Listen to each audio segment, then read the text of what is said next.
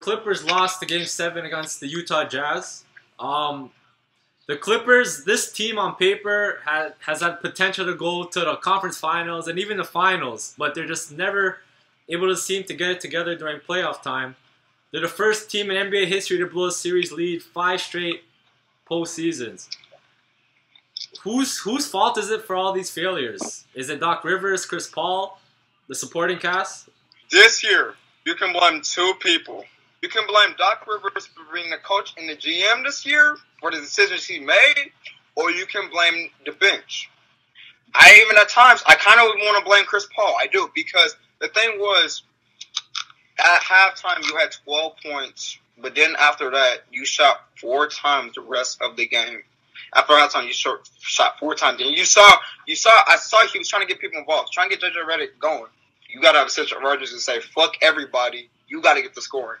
No matter whether you force it, no matter where you draw fouls, you got to do some way to keep your team inside of it. Because to me, if it's a game 7 at home, why is it that your sense of urgency comes 6 minutes later in the fourth quarter? You're at home in a game 7. You should be playing your hardest from start to finish. And saying that, you can blame a JJ Redick. You can blame a Doc Rivers for not getting into his players' heads. Like, he's yelling at them saying, come on. No, you got to sit there. If they don't want to play, sit there else on the bench. It's a game 7. If I'm him, I don't have no time playing. If you do not want to play, if you don't want to shoot the ball, JJ Redick, sit your ass on the bench until you want to play. You're telling me that you couldn't get your ass into the paint, or you couldn't go off the dribble and get a foul? You telling me you're scared to go to the free throw line. One of the best free throw shooters in the NBA, you're scared to go to the free throw line. You can even blame DeAndre Jordan. I'm not going to blame DeAndre Jordan. I mean, at times, yes, he was lazy, but literally, if there's no Blake Griffin, that's so much scoring going away and rebounds going away when you have most space out. Every single series that we have won, the Clippers have won, I've always went 7 games. Always 7 games. Against the Grizzlies, against the Spurs, against the Warriors, against the... And it goes on. And it goes on. It's just like, you for real? Even Chris Paul for that matter. Hell, I would blame him. I would blame him. You got to shoot more than that. And hell, that's the problem. You're so good. You got to be shooting more than that. And through that series, he was eating the Jazz alive. He was eating them. And it's just like game 7. Really, to be for real, you can sit there and say he ran out of gas. Hell, I mean, I don't want to make that a claim, but you could say that. But to be for real, like I said, it's a game 7. Basically, who to blame? I say you blame Doc Rivers because the coach, to me, he's overrated. I think he has a record of like a little bit over 500 as in the playoffs as a coach, like in general. Like, he's just a tad bit over 500 for one. And then as a GM, all he's really done was get back DeAndre Jordan during that emoji battle. And then he got his son from the Pelicans, his injury-ridden son. So, I mean, that's all he's really done. Game 7, like when you brought up Game 7, who you can really blame is Chris Paul because, I mean, he scored 13 points off of 16 shooting. And, after having such a great Game 1 through 6, he didn't show up in Game 7. So, you can definitely blame him as well because, I mean, he's had some holes in his leadership. Where Chris Paul, I think he should go to the Spurs. I mean, Tony Parker just got hurt, so I think that should be the first spot he should think of. I don't think he should go back to the Pelicans because honestly, I don't think DeMarcus Cousins will be back with the Pelicans, and I mean, I don't even think they would get along like this. As far as everybody else, Blake Griffin, they should trade for him because he's always hurt during the regular season or during the playoffs. He has top antics, he punched one of the ball boys or the the managers in the head.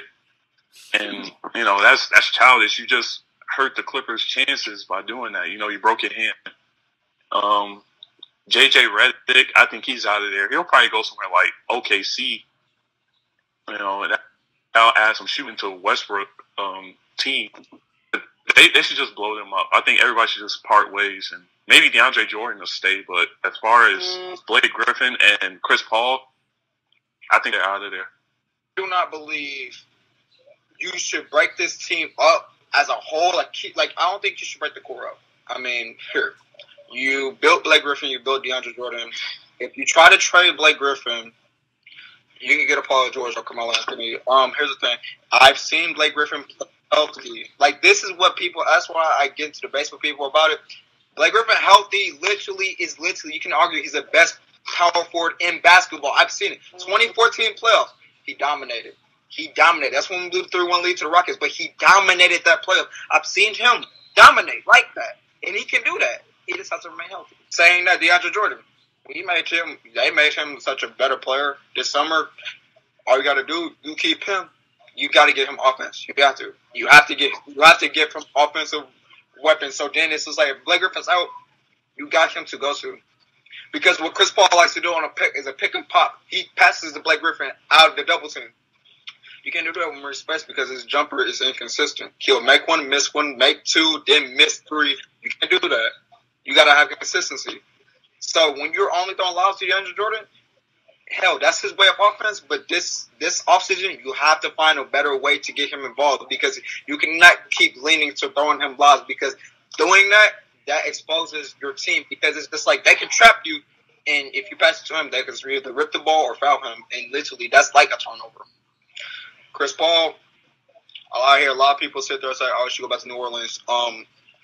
You're going into a system with Anthony Davis, which is nice, but then also DeMarcus Cousins. You and DeMarcus Cousins, he doesn't fucking like you. He doesn't like Chris Paul. Ever since the Kings and Clippers really got into it a few years ago, I think 2013, when Isaiah Thomas was still there, they got into it. He didn't want Isaiah Thomas shaking Chris Paul's hand. He does not like Chris Paul. He thinks Chris Paul is quote unquote a dirty player. Which, I mean, I don't believe he's dirty. I just believe he's a smart ass basketball player. Saying that there's no real reason for you to leave. But when you talk about everybody else, this is what I think should happen. You keep Raymond Felton and Maurice Bates. Even though that you can blame the bench, they played terrific throughout the series. Raymond Felton literally is a great backup point guard. You keep Austin Rivers. I don't believe you should have paid him that much last year, but you keep him because you built him. He's a better player now, and he's only going to get better. I mean, he's a young player. He's only going to get better. Jamal Crawford. A lot of people that were questionable about what Jamal Crawford could do. They like, oh, he's just all straight offense. I mean, in that Game 7, you saw, even though we lost, that man literally, when he needs to get going, when the game is on the line, Jamal Crawford going to score for you. I saw it. The man scored literally 11 straight for us, and he was also every single play. He literally, game on the line, he going to get you them buckets. JJ Redick. Here's the thing with JJ Redick. Because I saw Dwayne Wade a few days ago post about this, and it's making me question this. He was like, he does not have to go ring chasing, but he could. If I'm the Clippers, if JJ Redick thinks about leaving, try to get in contact with Dwayne Wade and see if Chicago will do a trade or a signing trade. Because trust me, if it's Chris Paul and Dwayne Wade on the same team, and they are such good buddies, put them in a system with Chris Paul and Blake Griffin, DeAndre Jordan. Dwayne Wade already strived with Whiteside. He made Whiteside better, even like throwing lobs. Wade is great at throwing lobs. We saw it with LeBron. We saw that he can get a team involved. So if I'm the Clippers, I'm thinking about getting Dwayne Wade. If that happens, get rid of JJ Redick. JJ Redick, he's good, but he don't do that. The only thing he is really good for is if he's wide open from 30 or he gets open off a screen. JJ Redick, he would have been a lot more useful if he could actually get him a shot off the dribble. Get off the dribble, he didn't do that at all. He literally was playing soft, playing really, really soft, and that's a problem. When somebody's playing physical with you, and it's like one of them things. You cannot show somebody you're weak. Never show somebody you're weak, and that's exactly what he did. He showed the Jazz that he was vulnerable, that anytime you pass him, we can rough him up, and the ref ain't going to call a foul. We can keep doing it. And he's just like, I'm looking for a foul. It comes to a point to where it's just like, if somebody pushing you, you push their ass back. Literally be a man. Push their ass back. You're a grown-ass man playing in the NBA. That's really what the Clippers should do. What I believe they will do, I believe you'll fire Doc Rivers as a GM, but you'll fire him as a GM. Because that's a problem. We have your GM as a coach too, because it's just like, as a coach, you see different things. As a GM, you think, oh, what will gel together? And then, you can't have them two things. So I believe you would fire him as a GM. The starters they put, what 2 starters might be gone is Luke Mute and JJ Redick. I believe they might be gone. And I believe you keep everybody else. And then if something happens in the season next year, before the trade deadline, it's to Blake Griffin. I believe you make that push and you trade Blake Griffin. And it'll be hard because, I mean, we built him as a Clipper. We made him better from people who just thought he could just dunk to basically an all-around player. I believe that's what you have to do.